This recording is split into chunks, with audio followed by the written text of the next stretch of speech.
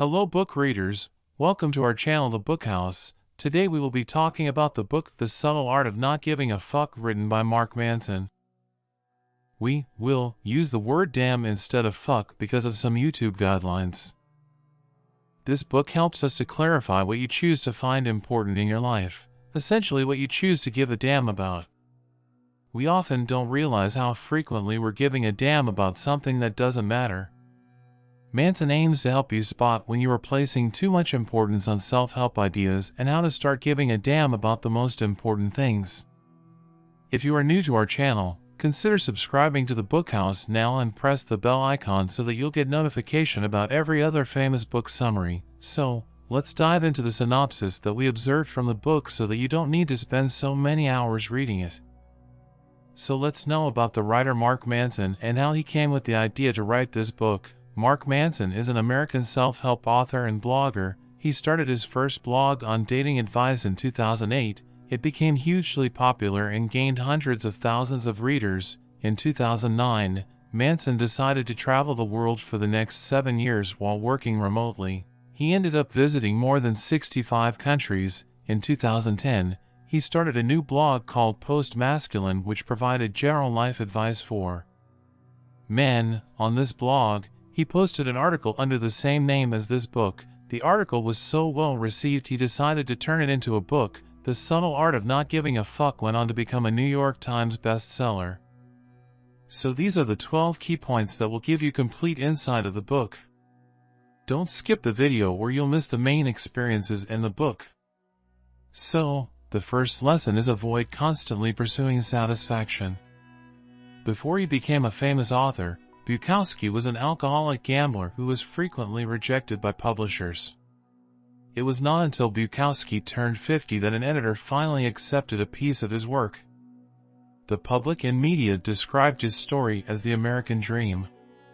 But Bukowski knew the reality: he was still a loser. He wasn't a best-selling author. He was fine with this, though.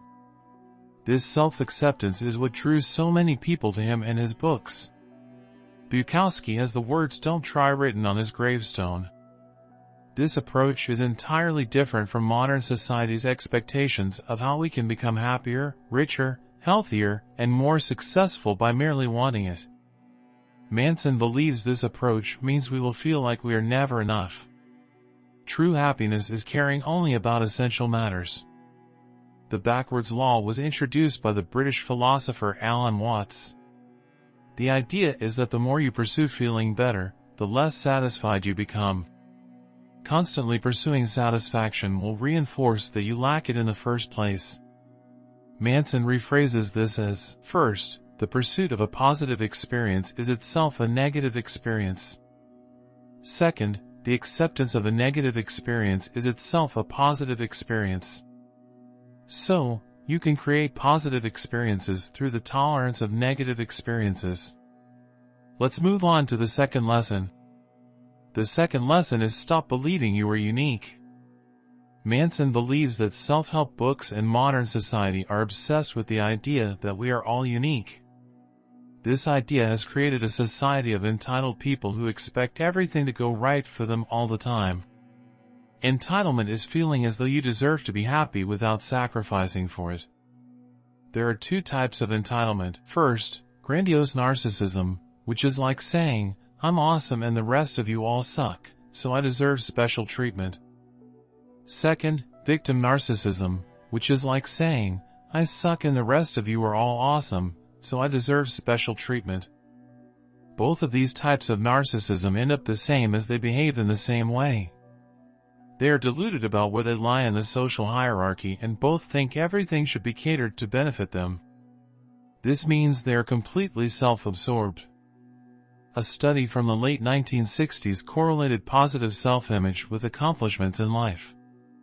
Based on this study's findings, policymakers started to use things like participation prizes and unattainable goals to try to motivate children. Manson believes this single study has created a society that does not accept reality.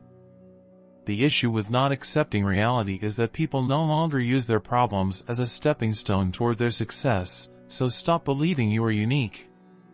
Moving on to the third lesson. The third lesson is accept reality as it is.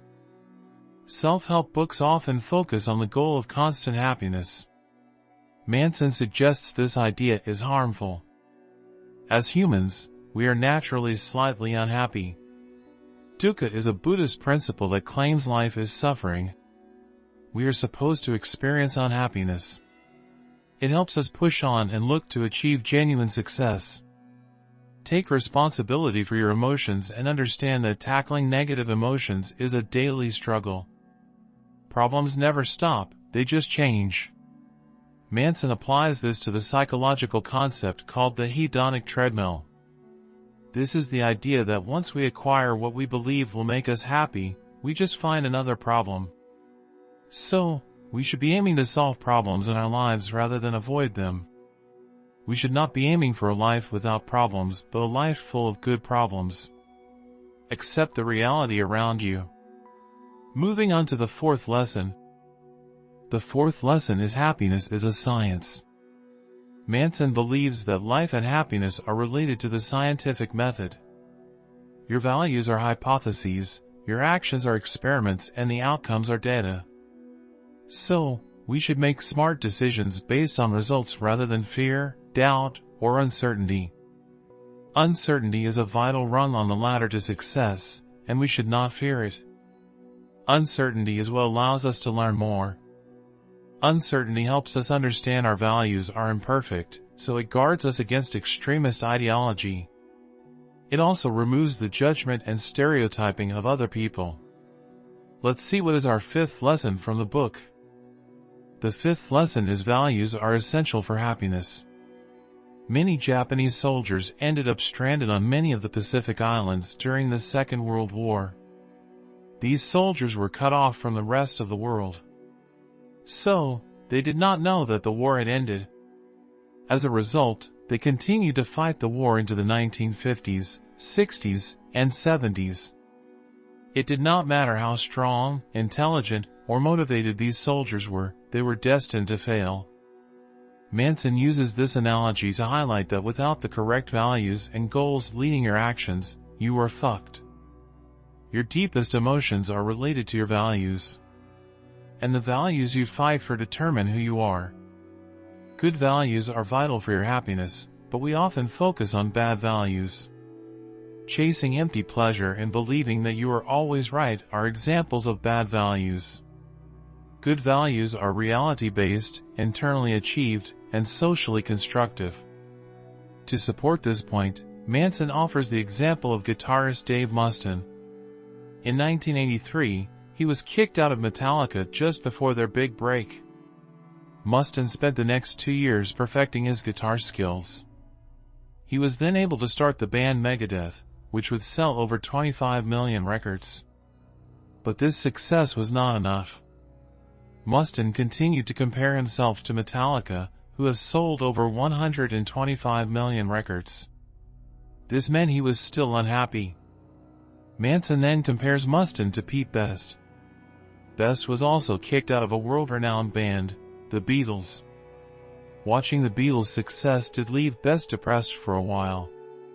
But he ended up far happier than Mustaine because he came to a simple realization: music is more important than success.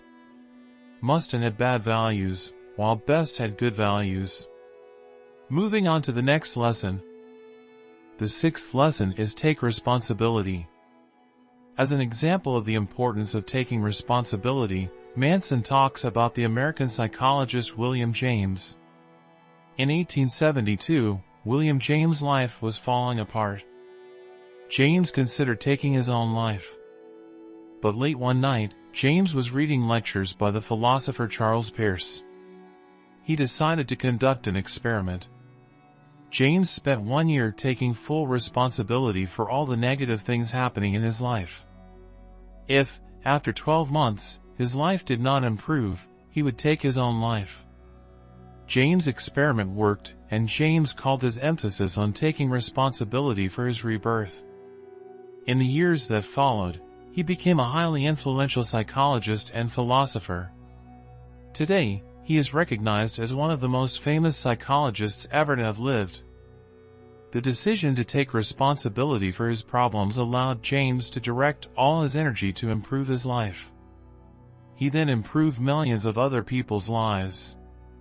When you take responsibility for a problem, you take responsibility for how that problem makes you feel.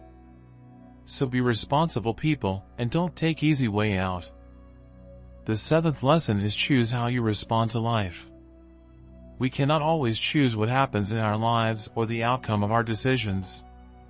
But we have complete control over how we choose to respond to a problem or failure emotionally. Taking responsibility for our reactions to negative circumstances will help us better deal with problems in our lives. An individual who can do this is Manson's definition of a successful person. The 8th lesson is doubt your beliefs. Manson encourages us to challenge all our previously held ideas. Doubting ourselves and our actions will help us to improve over time consistently.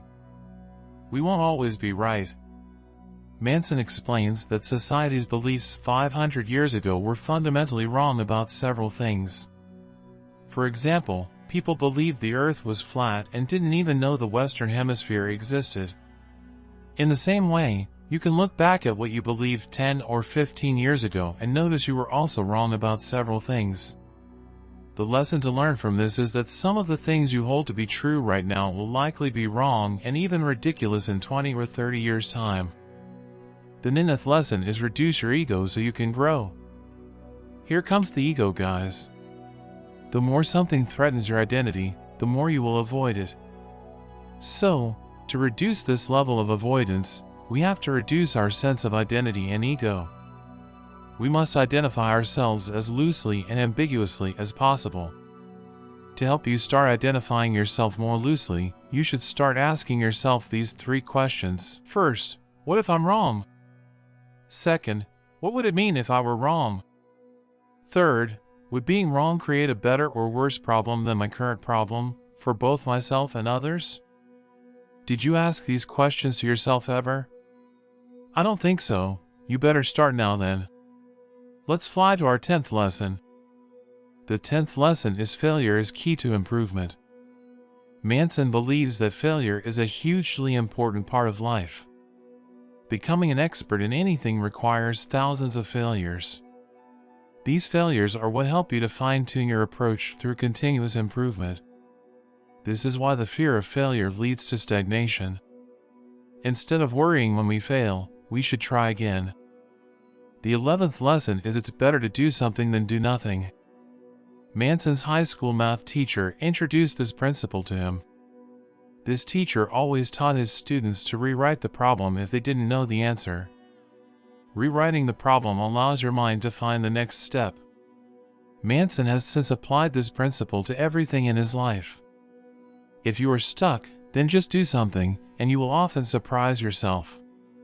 Instead of motivation leading to action, the do something principle argues that action leads to motivation. So, moving on to our last key point. The 12th lesson is say no so you can say yes. To truly stand for one thing, you must first reject another issue. Being open toward everything thrown at you will only mean you spread yourself too thin. It is more joyful choosing one pursuit and consistently commit to bettering yourself. Manson explains you also cannot truly enjoy something if you don't reject the alternatives. So, now that the key points are covered, let's see what we learned from all the key points that we discussed earlier. The Subtle Art of Not Giving a Fuck challenges the self-help industry, whose books argue that we should be constantly searching for more happiness and success. Manson points out that this approach will leave you even less satisfied, as you notice all that you lack. So, instead of giving a damn about everything, you have to choose what to give a damn about. The 3 subtleties that describe the art of not giving a fuck are: first, not giving a fuck does not mean being indifferent, it means being comfortable being different. Second, to not give a fuck about adversity, you must first give a fuck about something more important than adversity. Third, and finally, whether you realize it or not, you are always choosing what to give a fuck about. So I hope you guys like our short synopsis about the book The Subtle Art of Not Giving a Fuck, written by Mark Manson. This summary was the tip of the iceberg, To dive into the full details and support the author, order the book or get the full audiobook on Amazon. All links are provided in the description. Did you like the lessons you learned here? Don't forget to subscribe to our channel for more book summaries like this one. Also, comment below your favorite part or share to show you care. See you in the next video about another great book summary. Until then, peace out.